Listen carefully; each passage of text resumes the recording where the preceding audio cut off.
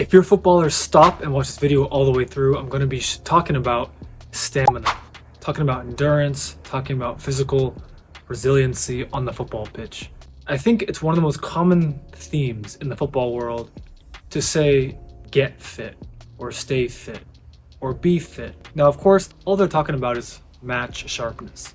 And match sharpness is actually a bit different than actually having elite stamina, because you can be overweight. You can have a inefficient system as far as how you produce energy, how you run, how you breathe, and you can get fit by just doing endless cardio and be good enough to be so-called match fit and be match sharp. That just comes with enough reps, mental strength to push through the feeling of like struggle in the body.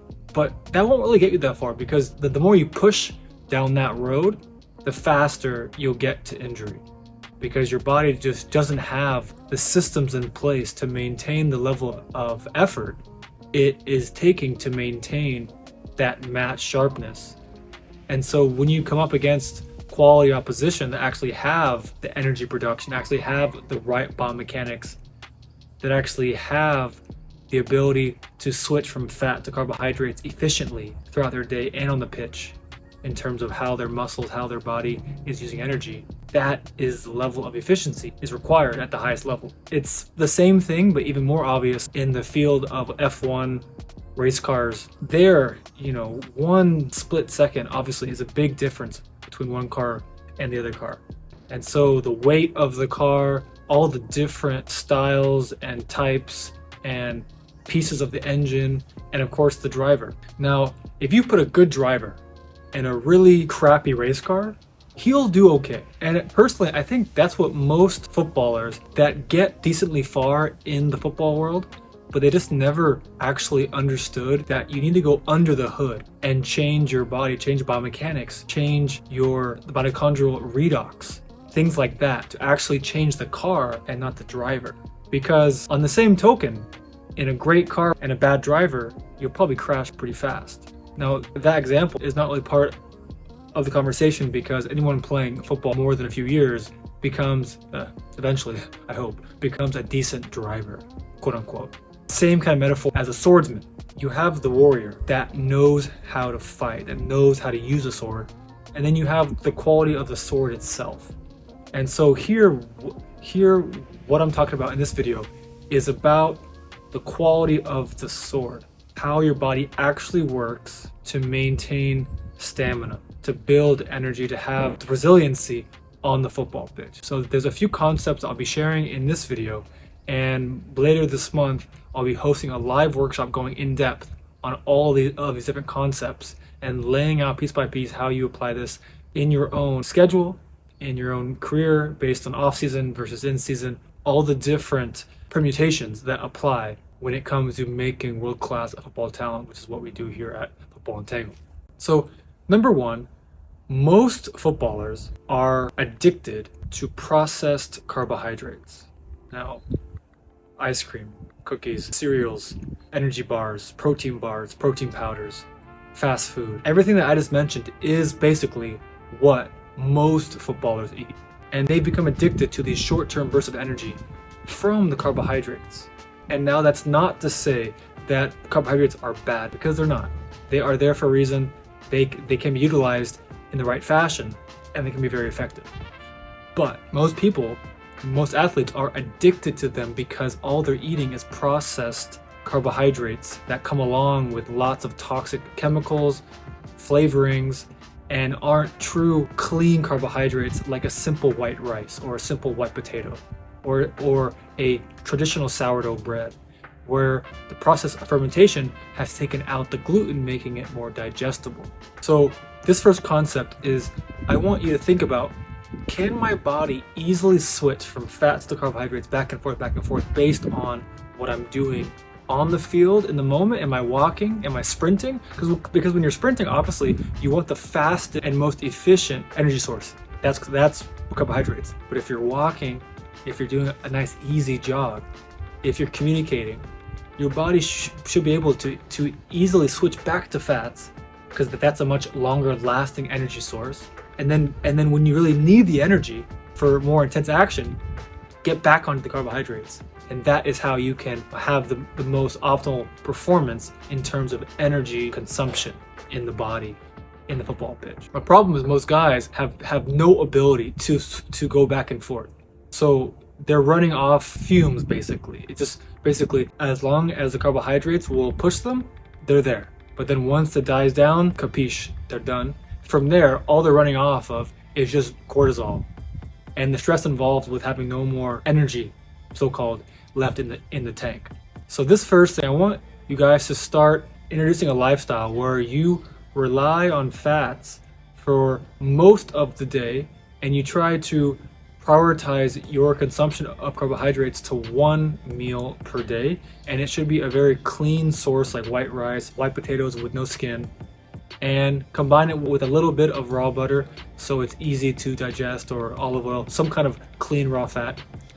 But the main thing is you want to have one concentrated spot of the day where you're getting those carbs and you're not all day going like this, up and down, up and down, up and down. It's one moment where it's a spike of insulin because of the carbohydrates. And the other parts of the day you are relying on protein and fats, because that is kind of how food was meant to be. Eggs, the egg white is protein, the yolk is fat. With meat, you should be having cuts of meat that have fat on it. It's natural in nature. That was how food was built. Protein and fat comes together, and then usually carbohydrates are on their own. Now there are some outliers like milk where it's a good combination of all three, and that's why milk is a very anabolic food, because it helps weight gain. That's why babies are supposed to breastfeed, because it helps them grow strong into toddlers and then eventually adults and all that stuff. So that's the first area, is this idea of metabolic flexibility, being able to switch from fats to carbohydrates back and forth, and being able to efficiently utilize those energy sources. Number two goes one level deeper, where we're talking about, okay, when you run, does your body use muscle or fascia as the primary driver of movement? Because as you understand, if you watch a video of a cat or a kangaroo or a jaguar or a leopard or some kind of, very obviously elastic animal, probably the most obvious maybe like is a cat, where they can just jump up a huge wall with no run up, purely just because of the tactile spring-like ability of their limbs, just to jump basically with no muscle on their body. That is pure elasticity.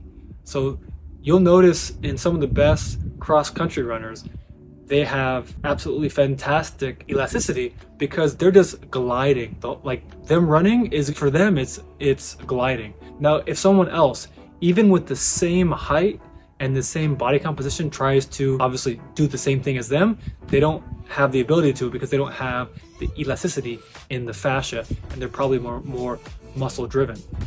And so going back to a very helpful metaphor with the car, I want you to think about the engine is like fascia, where that should be what you're relying on for most of the day, similar to the fat as far as for foods.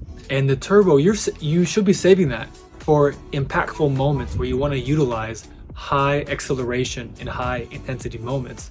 Now again, similar to the fat and carbohydrate dynamic, most athletes, unfortunately, because of modern gym work and modern shoes messing up the development of your feet, people are so reliant on muscle to do most of the heavy lifting in terms of movement. What that means in the metaphor of the car is that people are relying on their turbo to do a lot of the work that the engine should be doing, and turbos are not designed to do that. So as you imagine, that creates very inefficient vehicles, and that creates lots of waste and use more effort than it should take to complete tasks that a superior athlete could do with less energy. So this involves, to train the feet is the cornerstone, one of the main catalysts of fascial innervation. Basically, if your feet don't work right, the whole system doesn't work right, because the brain uses the fascia to sense the ground beneath you and then use that information to dictate how am I going to stand, change direction, and hold my structure up and move optimally. So through a series of trainings that I've covered for years on this channel, and obviously more in depth with my clients, we take you through a series of exercises and phases of exercises where we create more fascial dominance. We unlock muscle fibers through fascial innervation, which basically moves you from a state of only relying on the turbo to having access to a much more powerful engine, and then being able to utilize the turbos, the muscles, when it is the most opportune moment in the game. So that's number 2, fascia and muscle. Lots of mainstream trainers won't want to talk about this because they just don't understand how the body works. They think that top athletes are somehow made in the gym, even though there's never been one top athlete made in the gym. But that is a much longer story for a different day. Number 3, and I think we'll finish on these 3 key points, is mitochondrial redox. Basically, it is the cell's ability to make energy. Now, the problem is you are actually supposed to run off sunlight, to run off fresh air.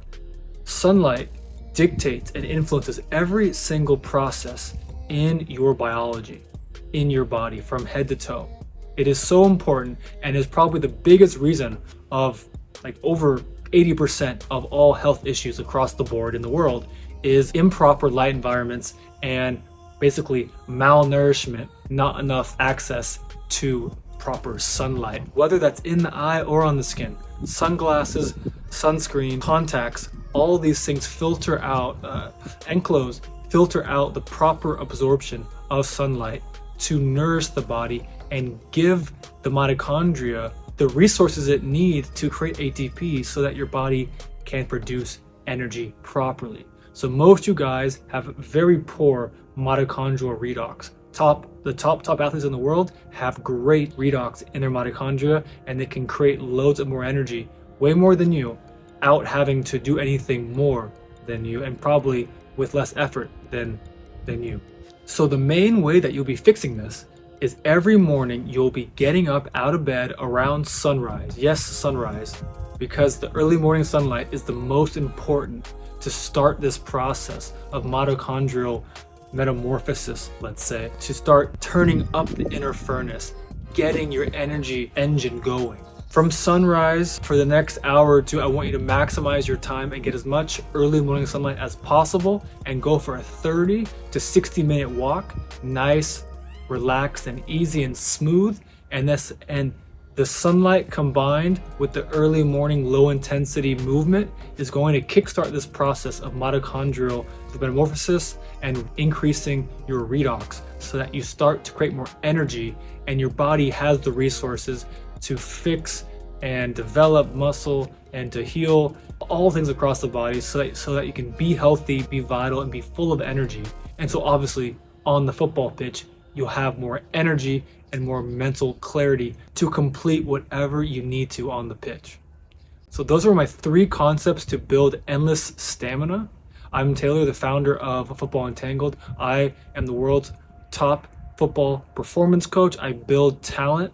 I work with non-pros in my program called Total Footballer, and I work in person and online with pro footballers from the Champions League to the Premier League all across Europe in my program called Club Entangled. So if you fit into either of those boats, if you're a serious non-pro looking to go pro, and if you are a professional that is serious about their career and wants to play at the highest level for many years to come, hit the links down below in the description, and me and my team will talk to you about what's best for your situation. All the best, enjoy, talk to you soon.